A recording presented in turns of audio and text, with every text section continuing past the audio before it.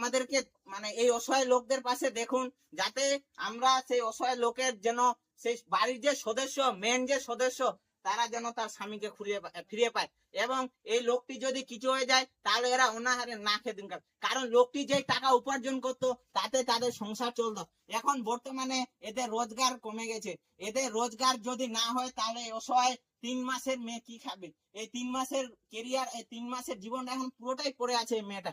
তো বিনীত নিবেদন যেন আপনারা সবাই আমাদেরকে সহযোগিতা করেন, যাতে আমরা সেই অসহায় লোকটিকে সুস্থভাবে বাড়িতে ফিরিয়ে আনতে পারি। তারা যেন তার স্বামীকে ফিরিয়ে পায়। এবং এই লোকটি যদি কিছু হয়ে যায় তাহলে এরা অনাহারে না খেয়ে দিন কাটে। কারণ লোকটি যে টাকা উপার্জন করতো তাতে তাদের সংসার চলতো। এখন বর্তমানে এদের রোজগার কমে গেছে। এদের রোজগার যদি না হয় তাহলে অসহায় 3 মাসের মেয়ে কি খাবে? এই 3 মাসের কেরিয়ার, এই 3 মাসের জীবনটা এখন পুরোটাই পড়ে আছে এই মেয়েটা। তো বিনীত নিবেদন